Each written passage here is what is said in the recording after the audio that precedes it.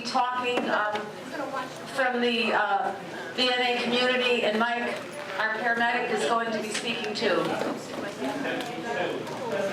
Thank you, Lee. Good afternoon. Can everybody hear me? Yeah. Am I talking too loud, or is this a good level for you? Yeah. Okay. Anybody has anything to say at any point in time, just give me the old wave and I will acknowledge you. I want to introduce myself again. My name is Beth Capobianco. I'm a registered nurse from VNA Community Healthcare. We provide services in your community. And I want to, before we even start, I want to say thank you to the Woodbridge Commission here for fall prevention, and Mike Margansky, who kind of head all this up and brought fall prevention safety to the attention of the Woodbridge Human Services and Mary Ellen LaRocca, and to Lee Canning here from the Senior Center. And I just want to thank you for allowing us to come in and participate in this. So today we're going to talk about fall prevention. And everybody says, well, who's at risk for falling? The goal is today is to talk about what your personal risks are, what you can do to prevent your risk of falling, and if you do fall, what you can do to prevent any negative consequences from that fall. Now, a lot of times people say, well, falling is for older people, not for me. But falls are actually the #1 cause of accidental injury for Connecticut residents age 55 and older. I look at myself, and pretty soon the #1 reason that I'm going to have an accidental injury is because I fell. More than 50,000 people were visited Connecticut state emergency rooms and hospitals, costing over $30 million worth of medical expenses. Also, according to the CDC, every 18 seconds an older adult visits an emergency room because of a fall. So if you look at those statistics, you'll find that they're quite staggering. And what's the danger of a fall? You know, a lot of people think, well, I fell and I hurt my wrist, I got a bruise, I bumped my head. But they lead to broken bones and bruises, but kidney failure, organ failure, infectious disease, and even death. The biggest problem with falling down is that we lose our independence. How many people here live on your own at home? You live by yourself, or you live at home? You want to keep it that way, or you live with somebody. Oh, did you have a question? I would like to ask that you should ask people not to talk while you are talking. Oh, okay. I have somebody here who's saying she can't hear what I'm saying because there's too much conversation going on around her, and she would like to know if people could stop their extra talking until the presentation is over. Well, thank you. I second that motion. So how many people are actually afraid of falling? A lot of people are afraid of falling. Did you realize that those people who are actually afraid of falling have a higher incidence or risk of falling? And why is that? Probably because there's something that you're noticing that's changed in the way that you're walking that's making you feel that you need to take extra care. And the fact that you already know that you need to take extra care means that there's a probability that you should do something about that. Now, we talk about falls and people say, oh, not me. That's for my neighbor. That's for the other older person sitting down there. I'm not old enough yet. But falls are not just because you're getting older. Many falls can be prevented. They're caused by a lot of different factors. And if you can make some minor changes in the way that you manage your daily living, you can actually help prevent falls. We're going to talk about these things today: mobility, medications, blood pressure, sensory deficits, feet, footwear, balance and exercise, and home safety. Those are the building blocks for falling down, and they can help you prevent falls and injury and keeping your independence. When we talk about mobility, we talk about making sure that you're using the equipment that you walk with properly. And if you're supposed to be walking with equipment, you should be using it. You should be minimizing your stooping and bending. You should always keep a hand free to hold on to stairs. And you should really look at the way you're walking. How many people used to watch that Carol Burnett show? Remember Mrs. O'Wiggins And she had, Tim Conway would be walking like this. If you're a Tim Conway, that's not a good sign. What we like to see is people standing straight up and erect when they walk. And watch my legs. One leg passes the other. I'm not taking little baby shuffly steps, am I? That's not a good sign. They say that they would rather have you walk with a walker or a cane and have good stride than try to make it on your own and not. That will keep your legs stronger and keep you able to walk longer. So it's very important to make sure that you look and assess your gait pattern. Choose chairs with arms on them. So if I had this chair here, I could walk up to that chair and make sure that my legs touch it in the back, grab the arm, and sit down smoothly. And when I go to get up, I can push off the arms of the chair. Sometimes our families, they want to save that big old fluffy chair for you, and they're like, here, that's the king chair, and you go and you sit in it. It's like, okay, now I just can't get out. Sometimes you want a nice firm chair with the arms, and that's the best thing to do. Make sure you take extra care on stairs and curbs. Sometimes there's a little divot in the ground and you just can't see it. So be careful. And if you do have balance issues, or if you notice that you're starting to have balance problems, talk to the doctor. Maybe you need to see an outpatient physical therapist, or you need therapy at home. It can help you find the right tools that you may need. The most important thing that I have to tell you is please don't let pride get in the way. A lot of us, we think that, okay, now I'm walking with a cane, it means I'm old, or I need a walker, I don't like the way it's making me feel. But you'll feel worse if you fall. And then you lose the ability to walk without these assistive devices. Think about things like this, your walkers and your canes. Look at maybe putting some grab bars in your shower, or non-skid things on your bathroom floor. Raised toilet seats. Especially if your hips are starting to bother you. There's no reason why you want to struggle. Shower chairs and handheld showers. There's an abundance of tools out there that you can use. If you would like to have a home safety assessment, you should talk to somebody about that.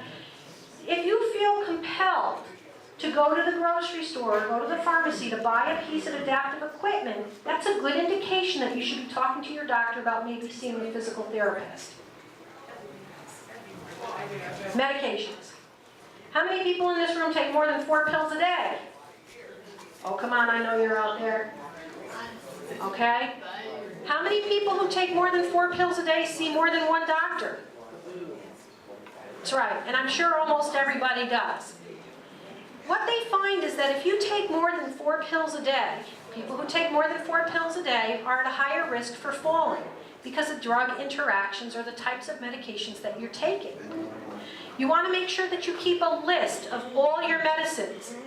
Because what happens is if one doctor, Dr. Bob, gives you a certain prescription medications and then you go see Dr. Ted, Dr. Bob and Dr. Ted don't get on the phone and start talking to one another. What do those 2 doctors have in common? You. Right, they're both doctors, I know. But they both have you in common. So whose responsibility do you think it is that your doctors know what pills you are taking? It's your responsibility. And it's a good responsibility to have. When we start taking care of ourselves and start becoming our own healthcare agent, we become in charge of what's going on with our health and we actually perform and do better. So we do request that people keep a list of their medications, and it's a great thing, and you should keep it with you. I know we have files of life or things like that. They're great to have, especially if your EMS workers come and help you. They like to know what medications you're taking also. It helps everybody make the care that you're going to get even easier. One pharmacy is the best choice also. Because again, you have a doctor of pills, that's a pharmacist, he's a doctor of pills. So if you have any questions, you really can ask the pharmacist, and he can always look at your pills that you're taking and make suggestions if you have things that are not working well with one another. How about sleeping aids? How many people have a hard time sleeping at night and resort to sleeping pills? Melatonin, Benadryl, Tylenol PM. Do you know what? Anytime you take a drug that's called something and it says PM afterwards, it's usually got Benadryl in it. We don't like our seniors to take medication like that because unfortunately our filtration system in our bodies don't filter these things out of our bodies as much as they would when we were younger, and they start backing up, and then we have this continued sedative effect when we're trying to walk around, and then we get up in the middle of the night and we suffer a fall, and then, you know, everything that we're trying to prevent. So talk to your doctor about stopping any meds, having them take a look at them and saying, geez, I take an awful lot of pills. Is there anything I can change? Talk to your doctor if you're experiencing any dizziness, weakness, confusion, or if there's any non-drug treatments you can also try. And be honest if you drink alcohol. Certain drugs and alcohol do not mix, and it puts you at, again, a greater risk for falling. Things like blood thinners, if you take Coumadin or a blood thinner, if you were to fall down and get knocked on the head, you may do everything right. You may call EMS, you may go to the emergency room, but what happens is you may continue to bleed. And so it's a good idea to make sure that you recognize some symptoms of a head injury, like prolonged vomiting or nauseousness, unusual drowsiness. If your pupil size is different or one side is weaker than the other, you've got a really, really bad, severe headache, or you're confused or you're having a hard time talking, maybe you're not processing things right, you're starting to have a problem with your balance, or you have chest pain or shortness of breath. Even if you went to the hospital after your fall, and if any time after that you start experiencing any of these symptoms, you really should go back to the hospital and be reevaluated, especially if you take blood thinners. Now, talking about blood, let's talk about our blood pressure. Have you ever sat down and got up too quickly and ooh, you got a little dizzy? That happens. One of the things we do in our fall prevention program is we get all these people together and we have them sit down, stand up, lay down, stand up, and we check and see if their blood pressure drops. Sometimes that happens. The number one thing that we tell people to do if your blood pressure is doing that, or if you are experiencing dizziness, make sure you drink enough water. We recommend 8-ounce glasses of water a day. Now I know, what's the biggest reason you don't want to be drinking all that water? Come on, we all know, say it. Because you don't want to have to go to the bathroom, right? That's what happens. The question that I have to ask of you is this: is it really a bad idea during the day to have to keep getting up and walking to the bathroom and coming back? Do you think it's bad for you to have to keep getting up and walking around? I think it's a good thing. Now, I do understand that you don't want to be up all night in the bathroom. So then you might want to make sure you get your, I call it front loading, drink all your water early in the day so that when you're trying to go to sleep at night, you're not suffering with that problem. But try to make sure that you do that. And make sure that when you do stand up, say if you're sitting and you go to stand up, just say, am I okay? Hey, I'm okay. And then go. Something like that. Just take a minute, a pause. When you get out of bed, when you stand up from a chair, when you change positions, especially if you experience lightheadedness. And what else are you going to do if you're experiencing lightheadedness? Who are you going to tell? Your doctor. Because he can help you. Sometimes it's an easy fix. You want to make sure you have your eyes checked on a yearly basis. What's another thing that people wear glasses? Who's got glasses on today? How many of you think it's foggy in here?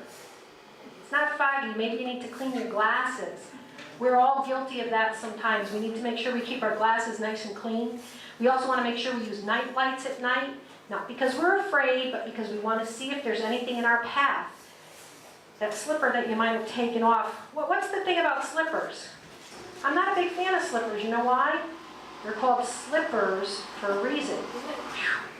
So you might want to make sure that if you do wear some type of a foot thing at night when you get out of bed, that it's got a sole. Like I know some of these men's slippers, they almost look like a shoe. You want to switch to something like that, that's better. And the other thing is if you wear reading glasses, I don't know about you all, I hit 50 and it was like, If you have reading glasses, don't walk with them. Because they do distort what you're seeing. Makes things a little more difficult. If you have hearing trouble, make sure you have your ears checked. Somebody may be saying to you, look out, and you could be sitting there going like this. You don't want to do that. Don't let vanity get in your way. Wear your hearing aids. It keeps you safe. Get your ears cleaned every year. And be good to your feet. What keeps you standing straight up? Your feet. Your feet are what keep your balance. Be good to them. If you have any problem with your feet, bunions, numbness, tingling, talk to your doctor, see a podiatrist. Especially if you have any diseases that cause numbness or tingling or decreased sensation to your feet. Your nerves in your feet help keep your balance. You want to make sure that your feet and you have good fitting footwear. You want to prevent yourself from having injuries. Wear shoes that breathe. And when I say breathe, I don't mean that they're like sandals and tongs. Those are not really good. You want to make sure that they have a place for your toes and your heels. You want to wear your shoes both inside and outside the house. And again, slippers, I don't recommend them. Wear cotton socks. We like cotton socks that breathe, and we usually recommend white socks. Anybody know why? White socks? A lot of people say the dye, and the dye is because it makes them not white. But we like white socks because if you wear white socks and if you have any decreased sensation to your feet and you're walking and you start developing any type of a wound or a blister or anything like that, when you take that white sock off, you might notice a little bit of blood or something on the inside of your sock where you might have a wound that you didn't feel. So by being able to look at the inside of the white sock, you might be able to know whether or not you're having some skin breakdown. Shouldn't wear heels more than an inch or so. And if you do have a heel on your shoe, it's nice to have it be the same width as your shoe, just like mine. And you want to make sure you don't have slippery bottom shoes also. Balance and exercise. Now you want to keep your body healthy. One of the best things that you can do, and some people say it is the best, that thing that you can do to prevent yourself from suffering from a fall is to keep your body well and conditioned. Exercising regularly puts you in better balance. It helps with your reflexes. It helps keep your muscles and joints strong. Lack of exercise leads to weakness, which increases your chance of falling. Exercises can even be done while you're sitting down. Now let me show you for an example, an arm circle. Okay. Up, out, down. Up, out, down. Do you notice any difference? Am I getting any better exercise from that by standing? Now, I'm not saying that everybody should do all their exercises sitting down at all. But what I'm saying is we always get those people that, standing up and exercising is just not safe for them. But where other people, if they're already at that level where they can. But you can do exercises, you can do things like knee lifts, putting your legs out, using rubber bands, kind of resistant exercises. Those are good. And when you leave today, I saw there were some over there on the table, but I do have a list of different kind of exercises that you can do while you're sitting down. On the back page, it also has some exercises from the fall prevention campaign that you can do while you're standing up. Some of them are things like this, walking sideways and walking the other way. Some of them are some waist circles like this. And people tell me all the time, geez, Beth, I walk an awful lot. But when you're walking, you're using these muscles that propel you forward. How often is it you go for a walk and you're like walking like this? Not very often, is it? Not using those muscles. You don't see me standing up here going, hey, everybody, this is a great exercise class. Those are movements that you normally don't do when you're walking and propelling yourself forward. We also, where's Lee? Come on up, Lee. Lee is going to tell you about some of the different exercise classes that are offered here at the Senior Center.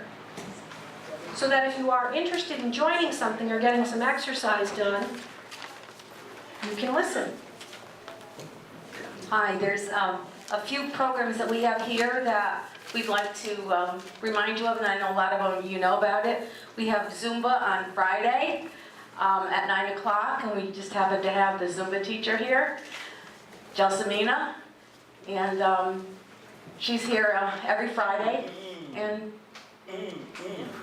Hi, thank you very much. My name is Jalsamina Keeley, and I am here on Friday morning, 9 o'clock. It's a 45-minute fitness program. It's dance fitness, Zumba Gold. So it's designed for the older active adult, And thanks to Beth, she was providing some of the moves that I do in my dance, which would be step touching to either side, and we raise our hands.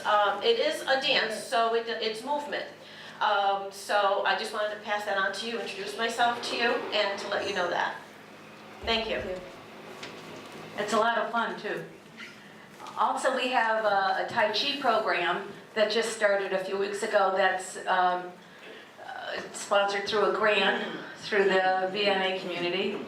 And it's on Wednesdays, and that goes until probably mid-December. And when that is over, we're going to try and work on getting another Tai Chi class started here because it seems to be very popular. So thanks VNA for doing that.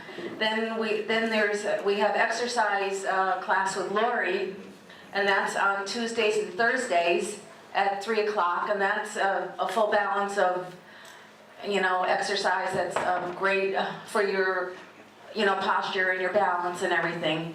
Then Bill is in the, this fella Bill teaches yoga, and it's through the rec department. And these are all balance exercises. So that's it.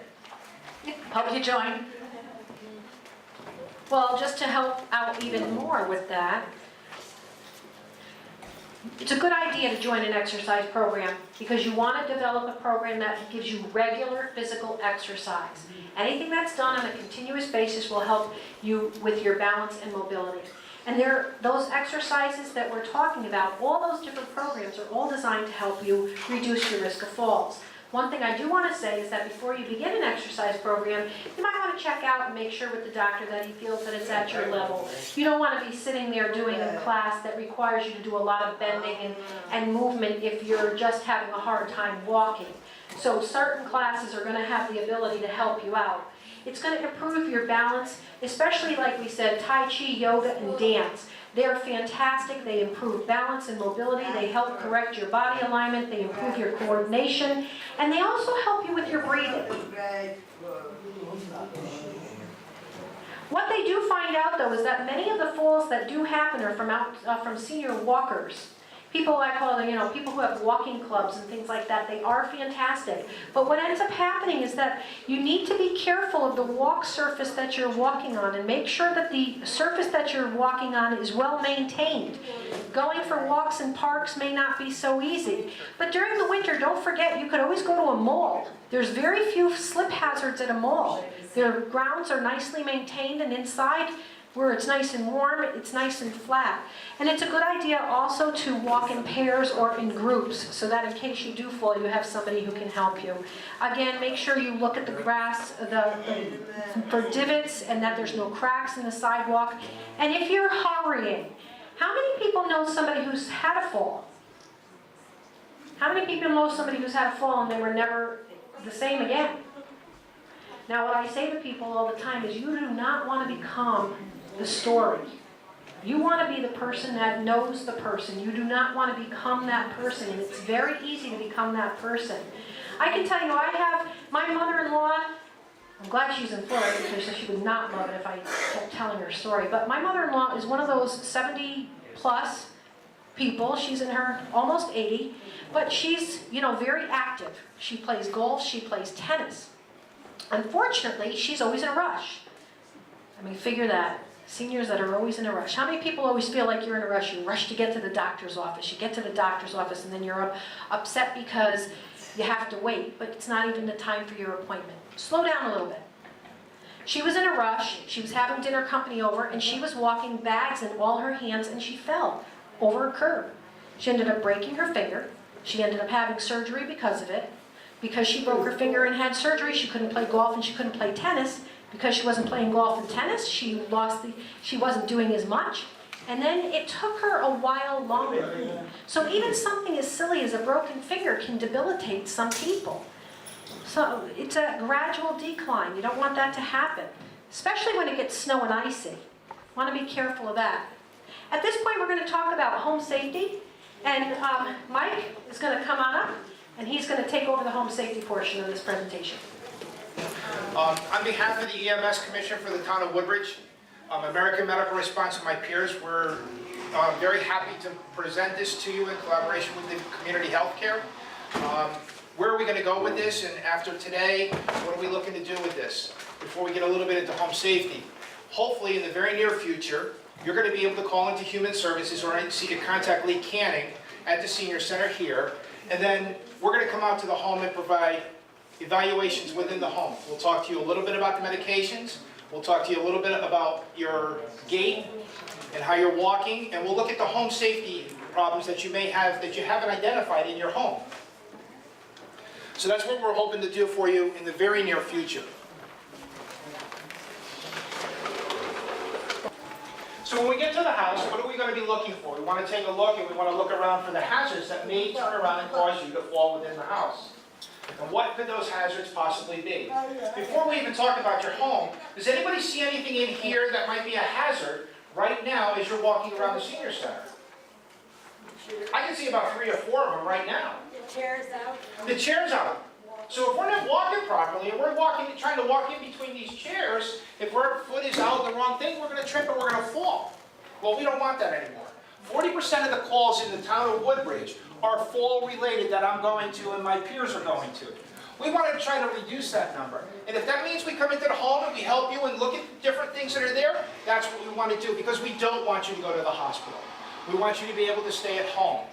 Here's another one. The leg on the table here, I actually looked at this earlier and I kind of left it a little bit, but the leg was like this. So now here you are, you're walking without the walker, you're coming down that road, and you get a little unsteady for a second, and you put your hand on the table, and all of a sudden the leg is kicked in, and the weight of your body on that, you turn around, you slip, and you fall because the table leg goes down. These are the things that we want to look for. There's another real one, obvious right now here for me as I'm giving a presentation to you. Does anybody else see that one? What's that? Absolutely, the wires right here are a problem for me. If I'm not paying attention and I'm looking at you as I talk, I could trip and I can fall right over the wires. And that's the other part of what we're looking for. So hopefully by, my peers coming into the house, talking to you about these things, we're going to be able to reduce some of the things that occur. What's the other thing that we want to turn around? And what happens when we don't want to pick up anything? All of a sudden, we've got newspapers cluttered around. I know that my mom, she just turned around, and the older she got, she didn't want to do the work anymore. The kids left the house, the nest is gone, my father was gone, and now things started to build up. We had to go into the house and say, Mom, geez, you know what? You got a lot of clutter going on here. We got to reduce this because you can't even walk to the bathroom. So when you get there, we got to get rid of the newspapers. We got to make sure that you got clear paths. What do we want for a clear path? I'd like to have at least an arm's length, like this, for a clear path for me to walk. Think about the hallway in your house. That's what you want to be able to walk by when you're getting around your furniture. Now it might be time where you got to get rid of that coffee table in the middle. It's beautiful and we all love it and you've cherished it for years. But you know what? Maybe now, because we're not so doing well on our feet and we're a little bit more frail, maybe now it's time to turn around and say, geez, what can we do with this coffee table? Maybe it's time to move it to a family member. If it's an heirloom, maybe it's time to put it up for the tag sale. Maybe it's just time to put it into storage. But these are the things that we're going to be looking for and say, geez, do you really need to have that now? You need to look at what you have for furniture. How's the chair? You got a recliner. Does the recliner bring you up? Or do you have to physically push the legs down, and then by the time you get the legs down and you try to stand up from the recliner, what happens with that? And now you get up on the feet, and she says, oh, the recliner tips a little bit, and now you fall down again. So these are multiple different things that I look for when I go out into the homes, and I try to identify to people, you know what, geez, maybe we don't want to do this anymore. The other thing is, throw rugs. They're great.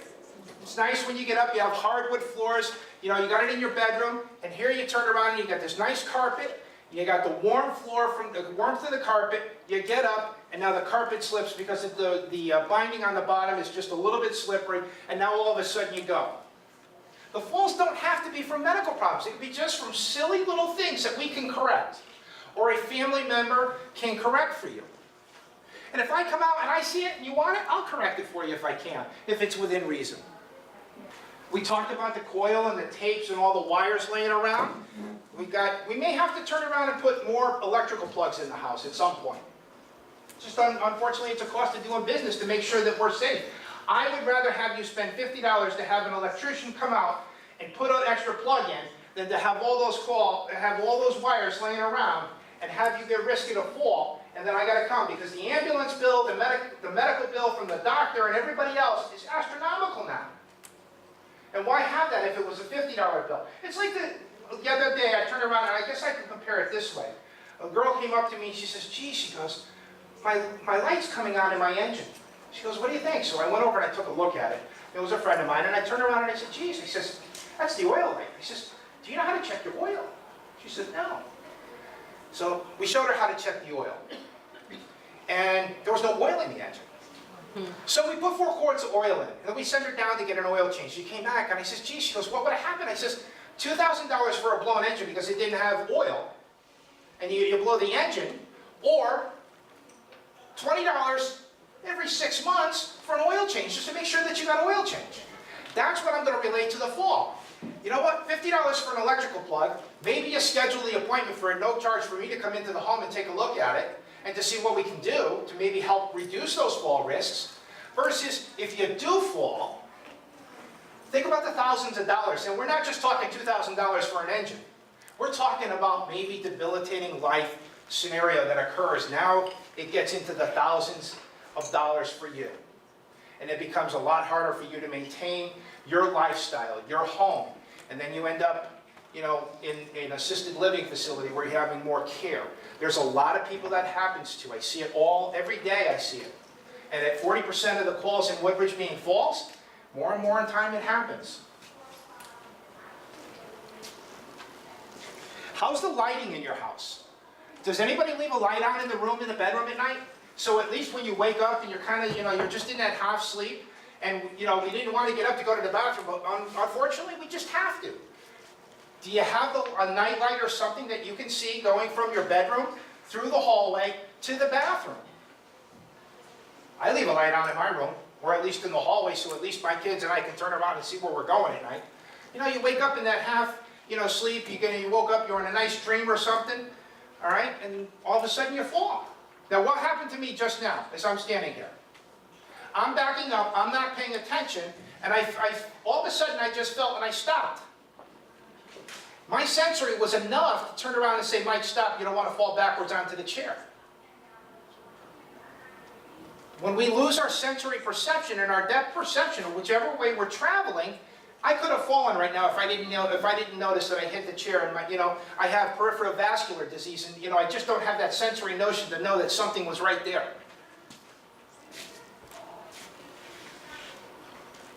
What happens in our bathrooms? Do we have the handrails that we need in the tub? The interesting thing that I saw just recently was that they now have tubs where you can actually physically walk into it, close the door behind you, you could fill the tub up and have a nice bath. Do you have grab rails next to the toilet? Do you have an elevated toilet seat? They make special seats that are actually very nice porcelain. And if you can't find that, there's plastic adaptations that you could actually put onto the top of the commode, into the seat to help you, so that you're not getting up from that low position all the way up. Think about your pantry, your living room. Where do we keep all our canned goods? Where do we keep the supplies for the kitchen? Where are we reaching for the glass to get a glass of water? Where's the VCR in the living room? Where's the DVR? The VCR is kind of outdated now. Where are the things? Are they easily accessible for you to get at? These are the things that we want to be looking for, so that, you're not bending over, you're not stretching, because the more you stretch, the better chance of the risk of a fall that you're going to have. How high is the stuff in the kitchen or in the living room? Do you have to dust that shelf that gets up there? Maybe you need a little step stool like that to turn around. I don't recommend going any higher than that. If you need to go higher than that, then we need to turn around and maybe take that stuff down so that it doesn't get so dusty. Maybe take that shelf down. Or maybe we need to have somebody help us, a family member help us cleaning the house a little bit. So I'm going to turn it back to Beth, and hopefully you're going to see me very soon out in the community, coming out to the house. If you want to schedule an appointment, just contact Mariella LaRocca or Lee Canning, and we'll hopefully get that done for you. So thank you very much for your time. Mike made some excellent points, and the two of us, we have seen these things happen to people. One of the things that he really said, one of the last sentences he said rings true. Don't be afraid to ask for help. A lot of times as we get older, we don't want to bother our kids. We don't want to bother people by saying, gee, could you change this light bulb? Could you fix this for me? But what I will tell you this, if you go and do that, and you get hurt, and you fall, then your kids are really going to have much more to have to deal with. They're going to, if you didn't want to take their little bit of an hour's worth of time to have them come visit you, just think about how much time maybe now it's going to be if you do suffer a fall and they're dealing with maybe your spouse or visiting you in the hospital. They would have much rather visited you at the house, moved that pot, taken that coffee table. They would have much rather have done that. One other thing that I want to point out from a nursing perspective too, or from a girl's perspective, is what else happens as we get older. We may be at one time we're one height, okay? And now we have shrunk a little bit. What happens is, we women, we wear petites or we wear regular sizes. Men, you buy your pants by one length. Your height will change. Don't let your hemlines trip you up. And watch out for your pets also. The biggest thing that is important is you want to have a link to safety. You want to be able to call 911. Mike says all the time, if somebody falls, we want them to call us. We want to go and help them and assess them. We don't recommend that they get up right when they fall. And we're going to talk about that. But one of the best ways to be able to do that is have access to safety. If you don't have a call button, or you're not near a phone, or you don't have your cell phone, and you're on the floor, how are you going to call for the experts? How are you going to get them there to help you? Because you're stuck with it sitting over there on the table. Phone's sitting over there. Make sure you think about things like that. Have access to safety. Make sure you have a phone on every floor of your house. Keep all your emergency phone numbers in large enough print so if you fall and you don't have your reading glasses and you're trying to dial a number, you can see it. Make sure you contact, if you live alone, you should have a buddy system. If you live alone, find somebody else who lives alone. Make sure you call each other every day. Because then all of a sudden, if nobody hears from you for a day or two, you want somebody to notice. You don't want them to notice when it's too late. You want to have a medical alert system. There's a lot of systems out there. We know about the pendants that you press the button. We all remember those commercials, I've fallen and I can't get up. I hate the fact that became, almost like a joke on some shows because it's really not a joke. It's so important. And they have them now that they almost look like cell phones or watches. And a lot of them follow you wherever you are. Some units, the unit is in your house and you have to be within a certain radius of it for it to work. Others work off the cell towers and they go wherever you go. You go to Florida, it goes to Florida. Then some of them have, they're working on the reverse GPS tracking too. You should talk to somebody. We do have some flyers over here about some of the higher end ones to do. And you should really know what you're going to do if you do have a fall. Because if you do fall, you want to get up fast. You do not want to stay down on that ground for any longer than you have to. You want to be able to call 911 and access your help. That's key to survival. Because lying on the floor and not being able to get up, not having a buddy system, and laying there for days can be deadly. It's after how much time goes by, you're going to have to go to the bathroom. And if having to go to the bathroom, then you're going to be staying in it. It's going to cause breakdown for your skin. It can really become a problem. Dehydration sets in, kidney failure, pressure sores. It can be really, really difficult. If you do fall, again, optimal, call 911. Should have a cell phone on you. Charge your cell phone. I tell a lot of people, charge your cell phone at your bedside table. So that when you get up in the middle of the night, you can have it. Now, I know I don't want to sound as though I don't work for a company that sells those emergency call buttons, but they are so important. I can tell you, I had a next door neighbor, the guy that lived right in behind me. He was one of these 82-year-old men. He was like, I used to call him the brawny guy, because he was like about 6'3". He probably weighed, 240 pounds. And here he is, 82 years old, and I used to love this guy because he used to clear all the brush behind the woods in the back of my house. And I had boys, they used to go in the woods, no prickers. Well, this man, his wife had an emergency button, and when she passed, He kept it. But he kept it next to his recliner, his Barker lounger, and he kept it right there when he watched TV. And it was one of those that had a radius. Well, one day he went down to his mailbox, which was a long driveway to go get the mail. Unfortunately, it was during the winter. He slipped and he fell on the ice in the driveway. In the driveway. The distance between him and that Barker lounger was probably the distance between me and the end of the wall over there. But he couldn't get to it because he fell, he broke his hip, and he had no cell phone, no one to call for help. And days later, somebody came and they found him and he did not survive his fall. And it always bothered me, especially being the fall prevention nurse at the VNA. It bothered me because here is this 82-year-old guy who was capable of clearing all those woods and all those prickers, and a fall took him out. It was sad. And so I highly, highly recommend that you keep one of those. So I'm very passionate about it for that reason. If you do have a problem and you cannot get up and you did not have a call button or do not have a phone near you, you need to get help right away. You don't want to panic. You want to take a minute to assess the self, gain your composure. If you can move without severe pain, you just know you have to call out for help. You need help. You can scooch on your bottom on the floor until you can reach for the phone. That would be number one priority because you need to get the help there. If you can't call and get assistance, you want to just do anything you possibly can. Some people said go for your car keys and then hit the horn button, and somebody might hear your horn going beep, beep, beep, and somebody might come and try to come to your rescue because it's bothering them. Don't try to get up if you're dizzy, unsteady, or in a lot of pain. You want to, again, try to get to the nearest piece of steady furniture or the phone, really.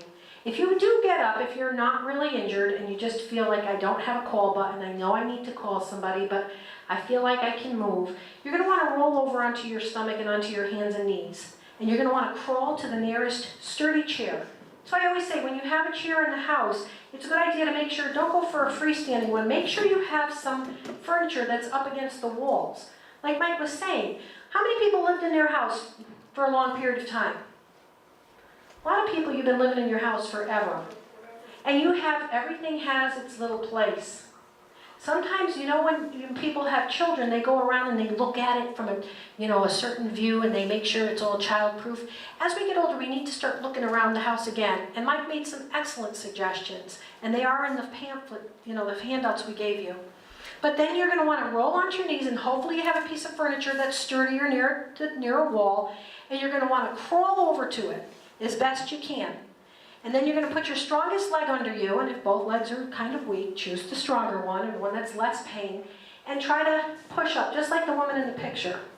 You're going to want to push up using your arms, always making sure that at least 3 points of contact are being made.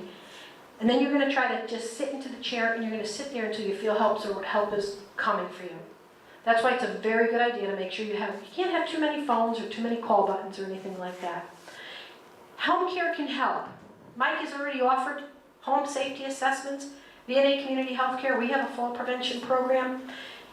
Visiting nurses can offer physical therapy in the home. You can have outpatient physical therapy. It's a good idea to make sure that you are walking the best you can and have the best mobility that you possibly can. People can teach you how to use walkers and canes. They can help direct you to get the correct safety equipment instead of you going out and guessing. People can do home safety assessments, balance assessments, and then they can also talk to your doctor. Anybody who takes more than 4 or 5 medications, it's not a bad idea just to say to the pharmacist, hey, what do you think? What do you think? They got those consultation centers at all the pharmacies. They're free. Everybody likes that word, free service. Go talk to the pharmacist. They'll be more than happy to do that. I want to just find out now if anybody has any questions for us about fall prevention, or if anybody has any questions or comments. How many people in here are taking our Tai Chi class with Dana? Anybody in here taking Tai Chi with Dana? Oh. I'm heading to Zumba. You're heading to Zumba. Zumba's fun. It's got a lot of movement. But we do a lot of programs, and we're hoping to offer another one. So please, yep. I have a comment. My mother was getting her newspaper and going up one step, and the shiny advertisements inside fell on the step, and that's what made her fall. So they're very dangerous. They're always falling out of the newspaper. be careful. She was saying that if anybody didn't hear her, that things were falling out of the newspaper, those little inserts, and her mom fell when she was going to bend over and pick it up. I always say, don't sweat the small stuff. You know, bending over to pick things up is a recipe for disaster sometimes, especially if your mobility or your balance is a little off. You had a question? Yeah, I don't see. This is a minor detail, but suppose I fall, I'm alone in the house, and I manage to call 911. They don't have a key to my house. How do they come in? Well, we just happen to have somebody who comes when you call 911 right here. Well, that's actually a really good question. We have, you can actually turn around, you can call into the Woodbridge Police Department. And you can, if there's an access, let's say that you have an alarm system in the house, you can give the dispatcher and the police department the alarm system. They will keep that in a secure computer system so that if we do come tonight, you know, if you do call 911 and anybody has to come, whether it's fire, police, or EMS, we could turn around and call back into the dispatcher on a secure line, and securely we'll be given that code to allow us to get access. Some families, some people have keys hidden, and there's pre-arrival instructions within the dispatch center that, geez, you know what? Mrs. Smith's house, there's a key underneath the rock to the left of the door. Now, just recently, over the summer, we were actually called to go to a house for a fall victim. So we arrived at the house, and the pre-arrival instructions was to look for the key in the Country Time lemonade container in the garage. Well, we had arrived on scene. We were able to get into the garage. We weren't able to get into the house.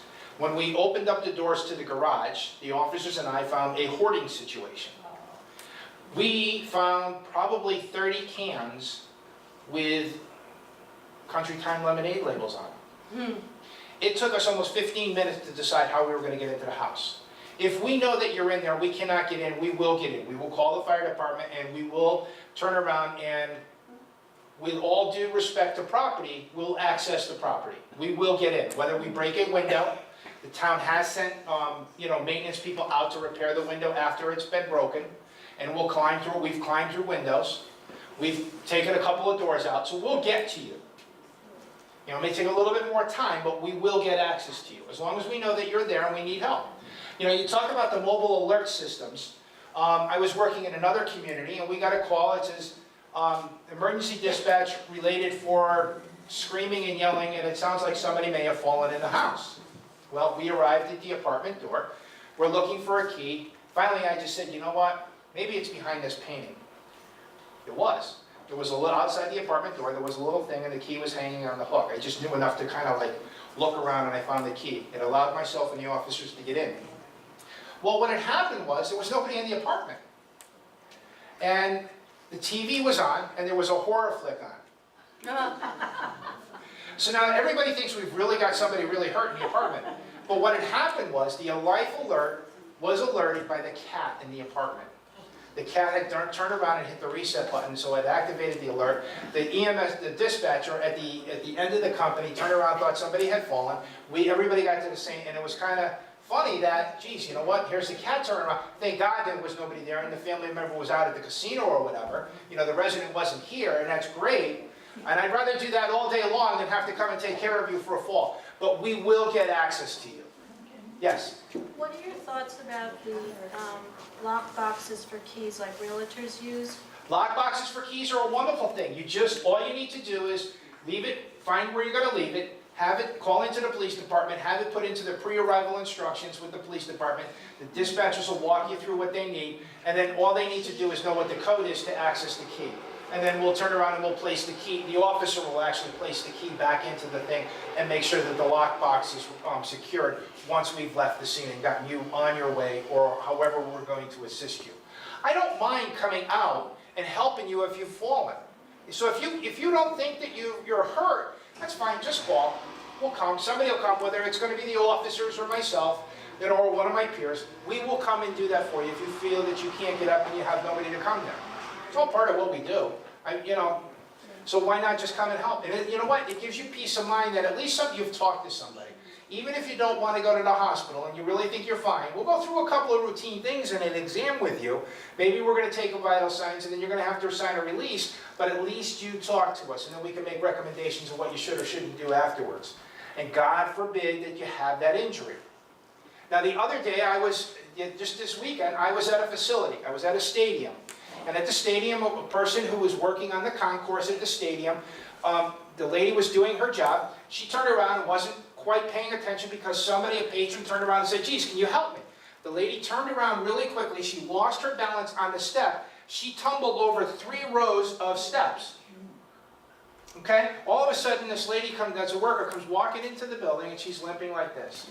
And she says, Mike, can you help me? I says, yeah, what happened? And she says, well, she goes, I fell over 3 rows of steps. And she hurt her hip. And she really didn't want to go to the hospital. And, she's walking around and I says, geez, I says, here's the interesting thing. He says, even if you don't go to the hospital now, she's like, do you think I'm hurt? I says, well, obviously, if you're in pain, I says, something hurts. I says, my x-ray vision's not working today, so I'd really like to have you go down and get checked out. Initially, she didn't want to do that. She signed a refusal not to go.